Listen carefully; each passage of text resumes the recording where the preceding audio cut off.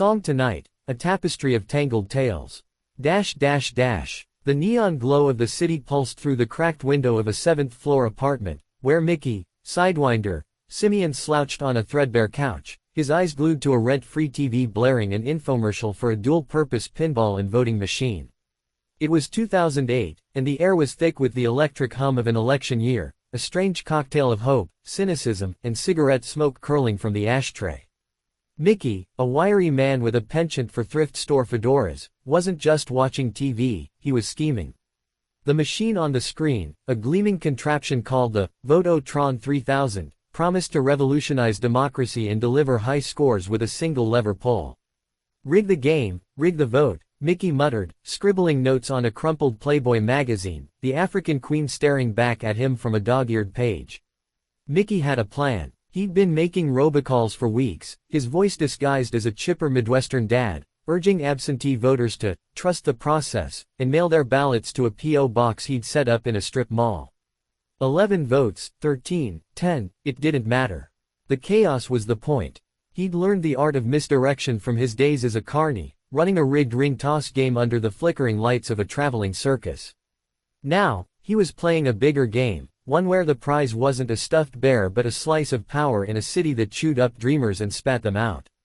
Across town, in a cedar-ceilinged penthouse overlooking the city lights, Clara, Seashell, Sullivan stood at her window, a saxophone cradled in her arms like a lover. She was a sunset lost and found, a woman who sold seashells at a boardwalk store by day and played sultry jazz by night. Her life was a melody of contrasts, beauty and grit, hope and heartbreak.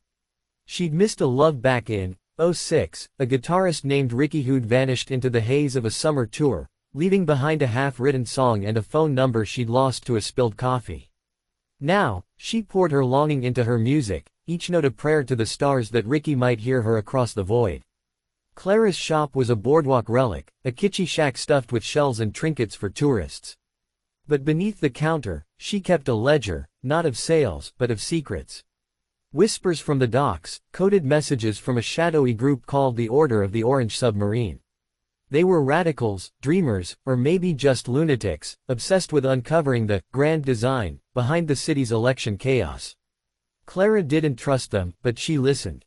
Their latest tip, a shipment of Vototron machines was arriving tonight, delivered by a bagpipe-playing smuggler named AC. Jim Beam, who drove an orange moss-green submarine that doubled as a delivery van. Absurd, sure, but in this city, absurdity was currency. Meanwhile, on the 7th floor, Mickey's apartment was a shrine to chaos, stacks of old-time radio scripts, a dusty bagpipe he'd never learned to play, and a dog-eared copy of Dune he'd started in June and swore he'd finish by December. His bloodhound, Captain Kool-Aid, lay sprawled across the floor, snoring through the static of a SETI broadcast on the radio. The dog was a local legend, a canine superhero who'd once sniffed out a missing councilman hiding in a dumpster behind a mahjong parlor. Mickey patted Captain's head, muttering, "You're the only one who gets me, pal." The chair in the corner of the room was empty, but it loomed large in Mickey's mind. "Don't sit down," he whispered to himself, a mantra from a half-remembered dream. The chair was a trap, a symbol of complacency. Sit in it, and you'd forget why you were here. Stare at it, and you'd see the city for what it was, a machine that ground up hope and spat out invoices. Mickey's latest invoice was for a robocall gig, but the client, a shadowy figure known only as Joe the plumber, hadn't paid up. "Talk to Joe, it'll cost ya," Mickey grumbled, flipping through a stack of unopened bills. A knock at the door snapped him out of his reverie. It was Meg, the seedy seamstress from the 5th floor, her arms full of fabric swatches and her eyes full of secrets. "Got your invoice," she said, tossing a crumpled envelope onto the couch. "But you're not getting paid till you deliver the goods." Mickey raised an eyebrow. "Goods?" Meg smirked. "The votes, Sidewinder. Joe's got plans, and you're in deep. Across the city, a submarine surfaces. Under the sodium glow of the docks, AC. Jim Beam emerged from his orange moss-green submarine, a bagpipe slung over his shoulder like a rifle. The Vototron machines were stacked in the cargo hold, each one a hybrid of flashing lights and ballot slots, a carnival game masquerading as democracy. AC didn't care about politics, he cared about the rhythm of the deal, the bossa nova beat of a well-executed hustle. He played a quick riff on the bagpipe, a signal to his contact, a woman named Sarah who ran a mahjong parlor called Madame Madhouse. Sarah was waiting in the shadows, her hair a cascade of midnight curls, her legs a distraction that had bankrupted more than one gambler. "You're late," she said, lighting a cigar. AC grinned. "Blame the tide. Got the machines, though. Dual purpose, just like you asked. Pinball and votes." Sarah inspected the cargo, her fingers tracing the chrome edges. "These better work," she said. "The order's counting on chaos. If we flood the polls with these, no one'll know what's real." The plan was simple: distribute the machines to key precincts, let the voters play a game they couldn't win, and watch the results spiral into madness. Sarah didn't care who won the election, she cared about the power vacuum that would follow. But as she loaded the machines onto a truck, she caught a glimpse of Clara's saxophone shop across the boardwalk. A pang of guilt hit her. Clara was an innocent, a dreamer caught in a game too big for her. Sarah shook it off. "No room for soft spots," she muttered, climbing into the truck. A rooftop rendezvous. Clara stood on the roof of her shop, saxophone in hand, playing to the stars. The city sprawled below, a mosaic of light and shadow. She'd heard about the Vodotron scheme from a customer, a jittery pollster who'd spilled his coffee and his secrets in the same breath. The machines were rigged, he'd said, designed to miscount votes while distracting players with flashing lights and high scores. Clara didn't know if it was true, but she knew one thing: she wasn't going to sit idly by. She'd been reading about runes lately, ancient symbols of power and mystery. One book claimed they could unlock hidden truths, reveal the grand design.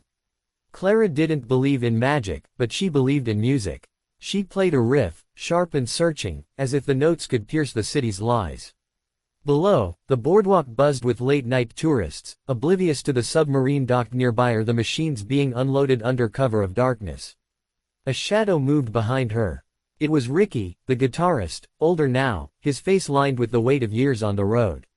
"Heard you from a mile away," he said, his voice rough but warm. Clara froze, her saxophone falling silent. "You're back," she whispered. Ricky nodded, holding up a crumpled piece of paper. "Found your number in an old jacket. Took me 2 years to work up the nerve to call." They sat on the roof, sharing a cigar and a story. Ricky had been working odd jobs, from playing bagpipes in a bossa nova band to delivering voting machines for a shady outfit called the Order of the Orange Submarine. "I didn't know what they were planning," he said. "But I saw your name in their files. They're watching you, Clara." Her heart sank. The music, the shop, the runes, it was all tangled in a web she hadn't seen coming. Counterpoint. The Bloodhound's Tale. While Clara and Ricky rekindled their spark, Captain Kool-Aid was on the move.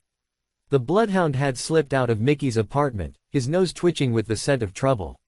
He padded through the city, past the mahjong parlor and the docks, until he reached the boardwalk. There, under a flickering street lamp, he found a discarded Vodotron manual, its pages stained with coffee and secrets. Captain didn't read, but he knew a clue when he smelled one. He grabbed the manual in his teeth and took off, determined to deliver it to Clara. The city was a maze of stories, each one overlapping, colliding, or veering into absurdity. Mickey's robocalls echoed in the night, urging voters to look for the clue. Sarah's truck rumbled toward the precincts, loaded with machines that would turn democracy into a carnival game.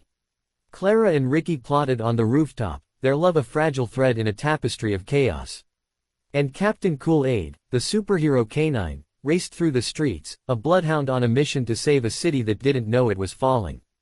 The grand design. By dawn, the city was buzzing with rumors. The Vodotron machines had been installed overnight, their lights flashing like sirens. Voters lined up, mesmerized by the pinball levers, unaware that their choices were being scrambled by algorithms and ambition. Mickey watched from his apartment, Captain Kool-Aid at his side, the manual now safely in Clara's hands. He didn't know if he'd won or lost, but he felt the weight of the chair in the corner, urging him to sit, to give up. Clara, though, wasn't done.